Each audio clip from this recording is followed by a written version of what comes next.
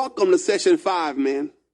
Last session, we looked at the joys and challenges of raising boys. Today, we're going to talk about raising daughters. Have a little girl who calls you daddy. Wow. That's a pretty special deal to have that honor. Daughters hold a special place in the father's heart. Right or wrong, we're often more protective of and gentler toward our daughters than we are our sons. With sons, we're often tempted just to throw them in the deep end of life and tell them to figure it out and man up. But we tend to be more compassionate with our daughters. They bring out a more tender side of us. Maybe they can make us laugh and cry more easily, and their presence can quickly bring a smile to our face. Fathers also hold a special place in their daughters' hearts. We create the standard by which she will judge every other man in her life. We define for her what courage, grit, honesty, and tenderness look like in a man. And whether they say it or not, all daughters long for their father's approval. God has put us in an incredible position to speak life into those little girls who will one day grow up to be women. We're going to hear from Dr. Meg Meeker. Dr. Meg has spent the last 30 years practicing pediatric and adolescent medicine. She's a fellow of the American Academy of Pediatrics and also serves as a co-host for Focus on the Family's Family Talk radio show. She's a regular on Dave Ramsey's radio show and is the author of several books, including Strong Fathers, Strong Daughters, 10 Secrets Every Father Should Know. Let's listen as Meg shares with us the best advice she'd give fathers who are trying to raise daughters well.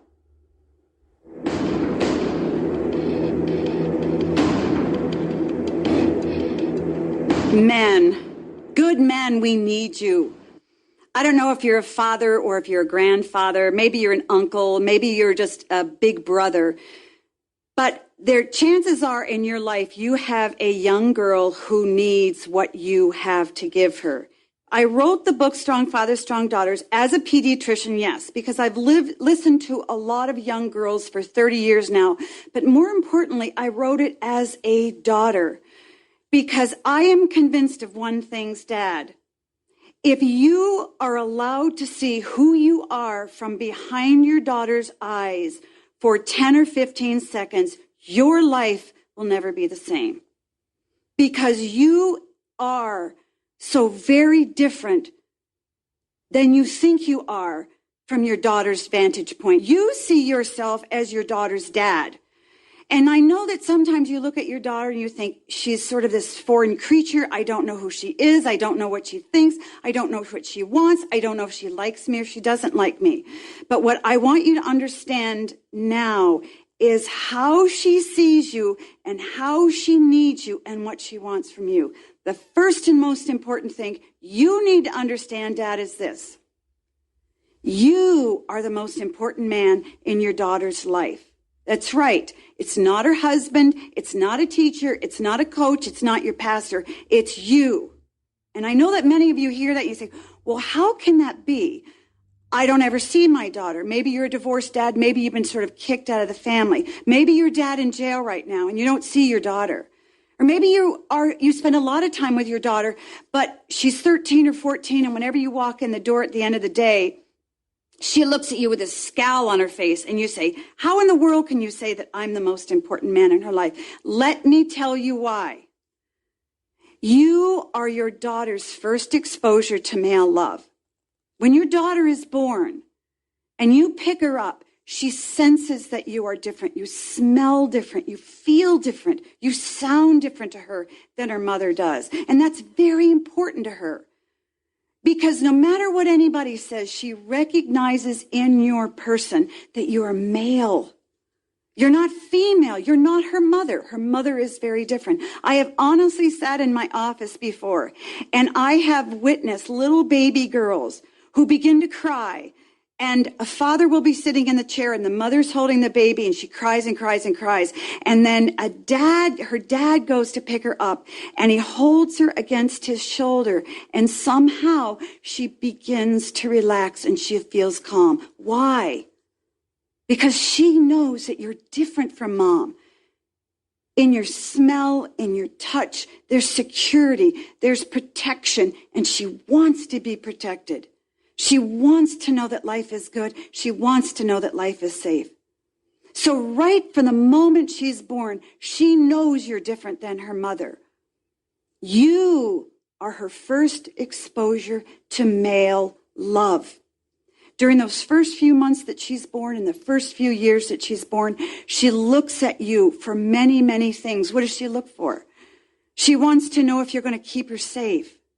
She wants to know if she's okay around you. She wants to know if you're going to go away and never come back, or if you're going to come back over and over and over. She wants to know if she can trust what you have to give her. And so she will wait and she will see. And here's the great part. If she learns from you in those first few months or the first few years of her life that you are there to stay and that you're going to love her, guess how that impacts her relationships with her kindergarten teacher who's male when she goes to kindergarten? Or guess how that impacts her relationship with her brothers, or her pastor down the road, or her first grade teacher, or a coach? If she learns from you when she's an infant and a little baby girl that male love is safe and good and kind and secure, she's going to trust those men. She's going to like those men. She's going to open herself to them. She's not going to look at them and balk and retreat when she first sees that man in her classroom, or when she hears that deep voice. She's not going to be afraid because she knows that a male deep voice is good and it's kind and it's safe because you taught her that. You're the most important man in her life. Now think about that. That's an extraordinary responsibility, dads, because it goes both ways. If your daughter has a healthy, good, trusting, secure relationship with you in those first few years of life, you set her on a course for having very solid relationships with men for the rest of her life. But if she learns there's heartache in the male voice, that those hands hurt her when they pick her up, or that voice screams at her and makes her want to go away when she's in your presence, then she'll close herself off to men. She'll close herself off to that first grade male teacher or that coach on the soccer field when she's in high school. But there's another thing too. You set a template over her heart for how she will relate to men for the rest of her life. Not just male teachers and not just brothers, but for her husband and potential dates, but for God too. Because in her mind, God is Father and you are Father. God isn't her mother, God is her father. So if she has a good relationship with you, she's going to be much more open to a relationship with God later down. We'll talk about that in a little bit. We'll talk about how important it is that you introduce her to God, not just her mother, because there's maleness there. She wants to know if that maleness is good or if it's scary. But it's very, very, very important for you dads to understand that you leave an impact on her soul and on her life that is unmatched by everybody. I tell dads this, that every woman takes one man to her grave. It's her dad. Why? Because if she has a good relationship with her dad, she wants more time. She has a bad relationship with her dad, she wants more healing. And that's good news, because if you're a dad who has an estranged relationship with your daughter right now, and you haven't seen her in a long time, she's still got you in her heart. And it's never, ever too late to regroup with your daughter, to reconnect with your daughter, because her heart, even if she's 50 years old, is still crying out, Dad, do you love me? Dad, why did you go away? Dad, what did I do? Dad, will you come back and just talk to me? That's how significant you are in your daughter's life. You are the most important man in your daughter's life. My dad was made to raise girls.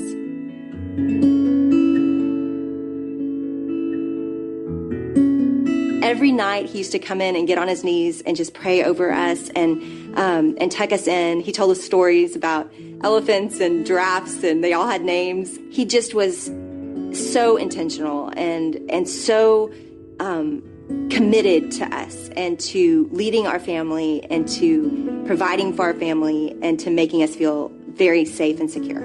My dad was wired in such a way that his standards were high, and those were in large part positive for me. But in another way, it also made me feel like I wasn't hitting those standards, even if he didn't mean to communicate that. There was definitely a culture of performance in our home. I think that there was always an expectation. I'm just wired that way, probably to have these kids look good, reflect well on their family. I didn't want barriers between me and my dad. I wanted to be so close to him. I wanted to enjoy all of the good things without fear of disappointing him. There is an issue of pride, too much pride, particularly within the father, the dad, because we do want our families to look good. We want them to be. I remember just when we used to go see my parents, I'd want them all fixed up. I want their hair straight. I didn't want them sleeping in the car, right before we walked in, so they're groggy. I'd want everyone to have the appearance that we're the model family. We just walked out of a movie script and here we are. It put in me fear that I wasn't pleasing him, which was my highest goal and desire in life. And so I think it did put a wedge in our relationship for a long time, that even though he was such a consistent, loving dad, I think I wasn't able to hear that for several years because I was afraid that I wasn't measuring up to something that he wanted. I think that's probably what Jenny missed out on. But I do think I had this hole of affirmation that I needed through those years that I think he wanted to give me. I don't know that he knew how or that he even knew it was needed. To me, it probably didn't seem like I was doing anything abnormal because that's the way I was wired. I felt like I had to measure up and win his approval, and I couldn't do it. I'm sitting in my office at my home, and she said, "Dad, can I talk to you?" And she came in. I didn't really know where this was headed. And it was a very tearful time. I think it took a lot of courage for her to come in there and talk to me. But I tell you, I was probably moved more to tears to hear what she was saying. So that is kind of the emotional impact of it. If you're a perfectionist, you don't want to hear what's wrong with you. You want to hear what's right with you. But we've got to hear what's wrong with us in order to improve the relationship. It took a lot of courage for her to come in there and talk to me that way. But I needed to hear it. I will never forget it as long as I live. He teared up hearing all of that, and he said, "Let me take you back to my childhood. Let me take you back to what it was like growing up in my home. And this was not your problem. This was my problem. And I struggled with perfectionism, and I put that on you." And I couldn't have imagined the freedom that would bring me, that to know that my dad loved me, that he was sinful, that he struggled with pride and perfectionism, and some of those sins had hit up on me as a kid. It made me realize that Jenny had some needs that I did not meet. And you go back and reflect on that and say, how can I improve? What can I do better? Now, I don't have a bigger cheerleader. Every time we talk, he's like, "I'm so proud of you, baby. I love you so much." It literally took a conversation with him to change our whole relationship. I would say to dads that you can't imagine how much your little girls just want to hear how proud you are of them, how much they are just looking at you and thinking, "Am I okay? Am I enough?" And how much they want to be the apple of your eye. When you fail at that, and when you feel like I have botched this completely, go in there and say, "I'm sorry, and I love you," and there's grace for that.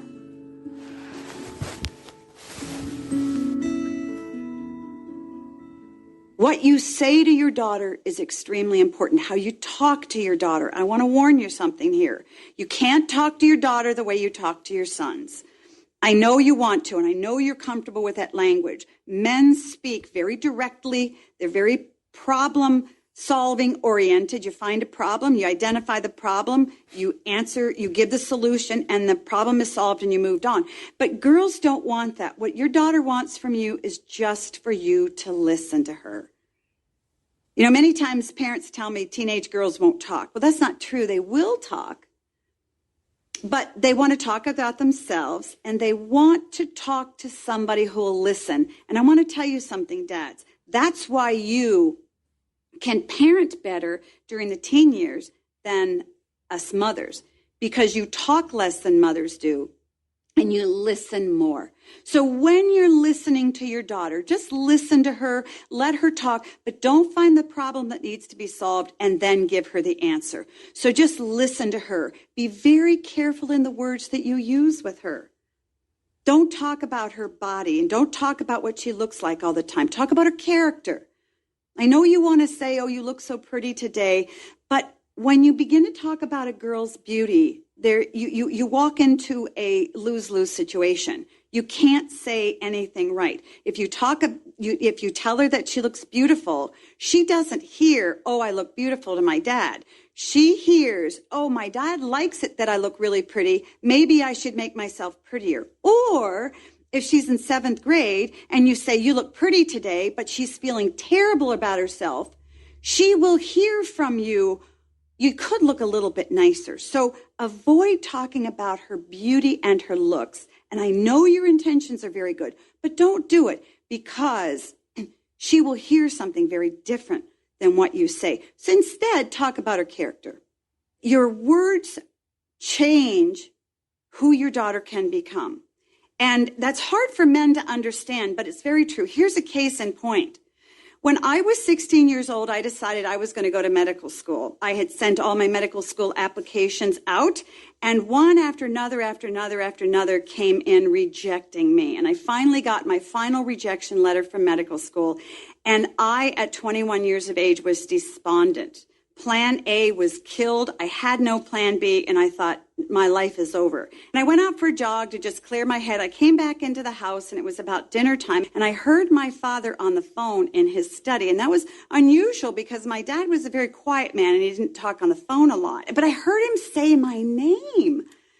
And then I really started to listen. I pressed my ear to the door, and I heard him say, yes, yes, my daughter Meg will be going to medical school in the next year or two.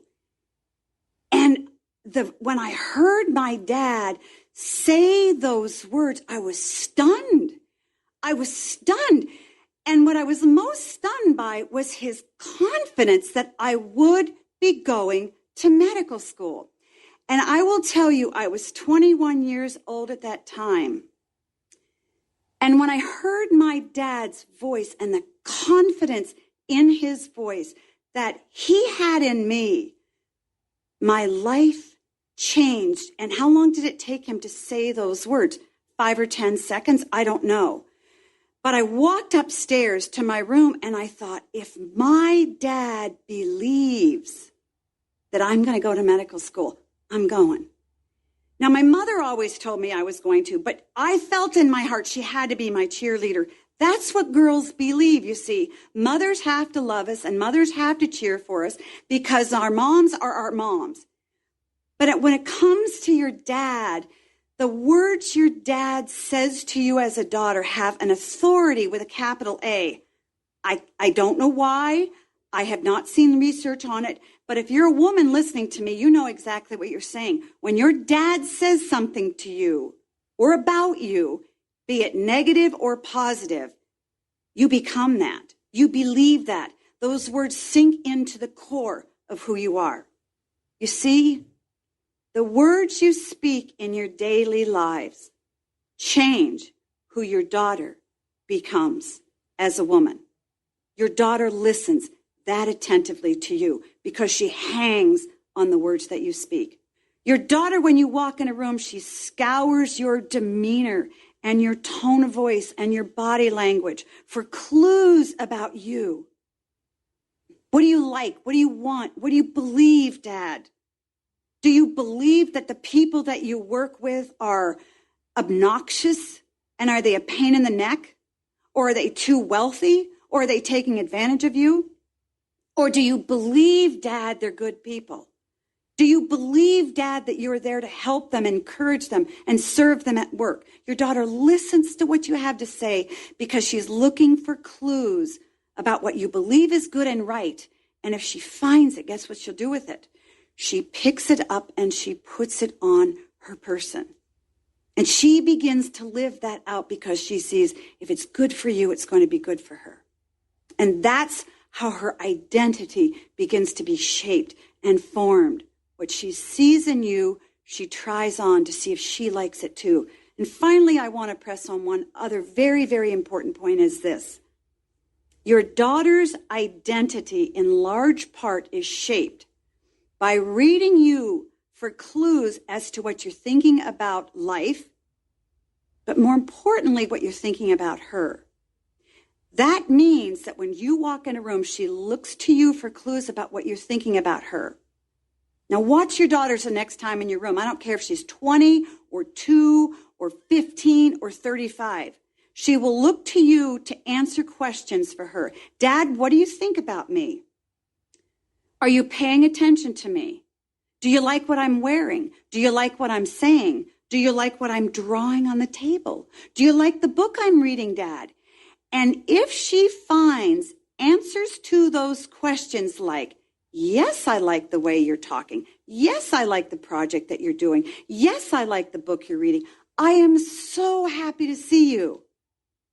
Then she will believe that she is good and worthy, and she will internalize it, and she will begin to feel that she is a good, worthy person, worthy of respect and being paid attention to. And that's how her identity is shaped, by watching clues from you about how she thinks about, how you think about her, how you feel about her, and then she becomes those things. And it's a huge mystery, the interaction between a daughter and a dad. But that's what your daughters are doing with you every time she's with you, watching you for clues as to what you think about her, what you feel about her, and what you believe about her. Another very important topic that I'd like to talk with you about is the importance of you, dads, teaching your daughters about faith and about God. Why you? You know, many women and mothers feel the responsibility of talking to their kids about spiritual things because often women are more comfortable, mothers are more comfortable having uncomfortable conversations with their kids or conversations that they deem private. And many people deem talking about God as a private conversation. But it really shouldn't be a private conversation. It should be a very open, natural, relaxed conversation in your home. Now, why is it important for dads to teach their daughters about God? In a way, dads, you are your daughter's doorway to Christ. I can't tell you how many girls I've talked to who want nothing to do with God, and many adult women who are listening to me are going to understand exactly what I'm saying. They don't want to draw close to God, the Father, because they had very painful experiences with their own dads growing up. And they say, I don't want anything to do with a God who calls himself Father. That's just not for me.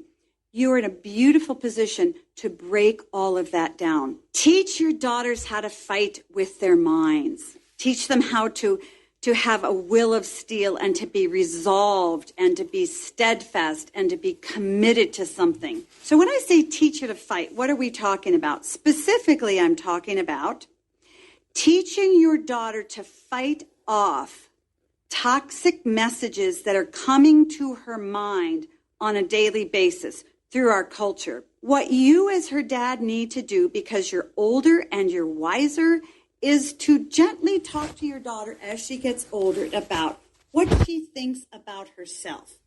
Or you could even say to your daughters, if you're at a store, look at that magazine.